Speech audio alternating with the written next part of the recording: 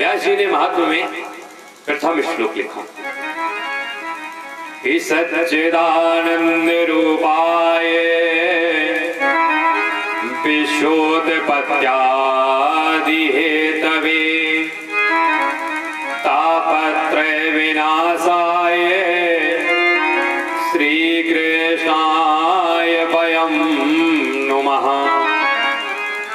पहला श्लोक लिखा, उस परमात्मा को प्रणाम किया है।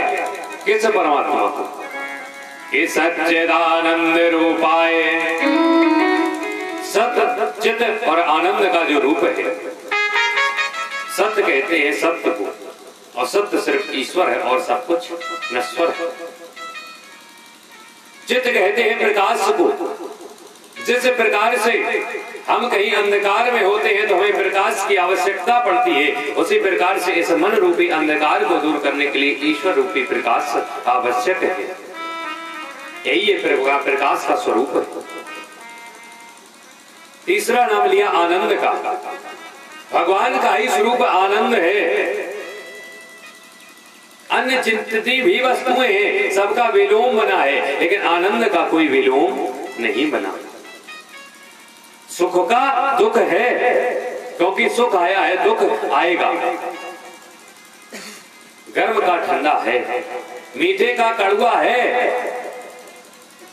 लेकिन आनंद का विलोम नहीं है, क्योंकि परमात्मा का कोई विलोम नहीं हो सकता।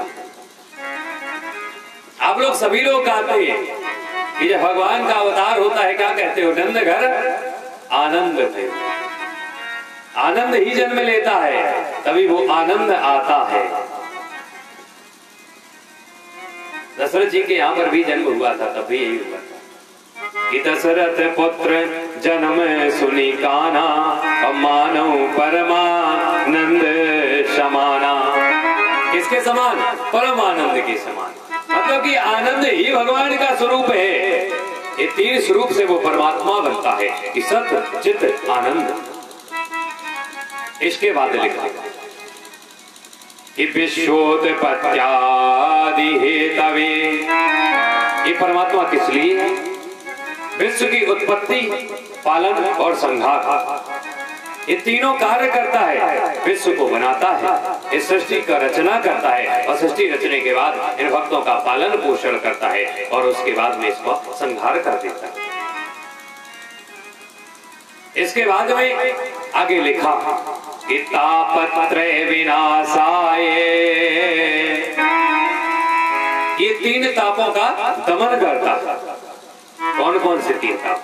दैहिक, दैविक और भौतिक। ये तीनों ताप सिर्फ परमात्मा में शक्ति है, जो इस जीव के अंदर से इन तीनों तापों को नष्ट कर सकता है। और एक समय पर ये नष्ट हुआ भी था। रामचरितमानस लिखती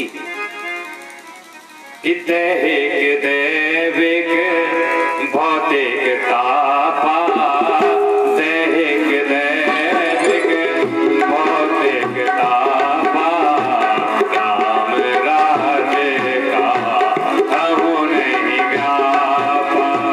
दैहिक, दैविक, भौतिक तापा,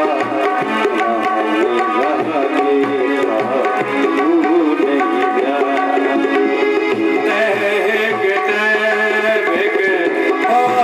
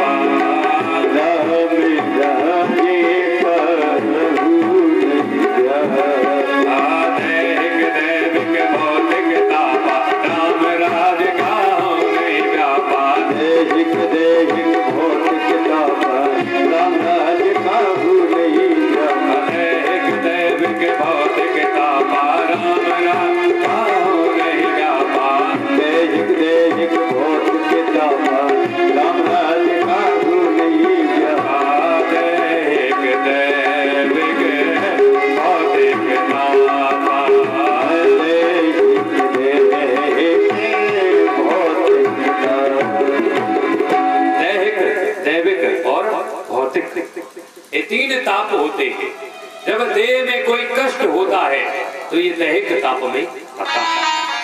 कोई दैवी आपदा आ जाती है तो ये दैविक ताप में आता है। जैसे फसल खड़ी है, फसल तैयार है, काटने का समय चल रहा है और बारिश या ओले पड़ जाते हैं, ये दैहिक ताप में आता है। भौतिक ताप में आता है कि हमारे पास सब कुछ है लेकिन अपने भौतिक सुख जो है, अपने पास धन की कमी है कि अपने सुखों को हम पूर्ण नहीं कर सकते, ये भौतिक ताप में आता है। ये तीनों ताप कब नहीं रहते हैं? जब वो परमात्मा की कृपा होती है।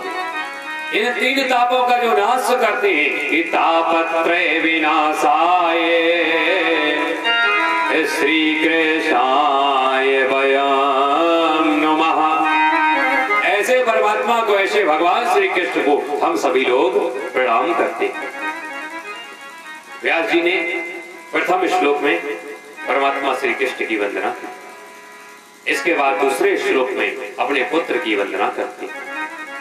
यम प्रपजन्ते मनुपे तमपेत कृत्यम अद्वैपायनो विरह का तरया जुहाव पुत्रेति तन्मयतया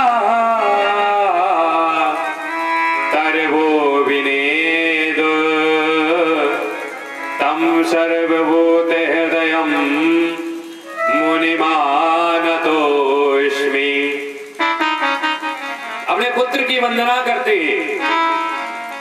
इस सुखदेव जी की वंदना, जिन्होंने जन्म लेते ही अपना घर त्याग दिया,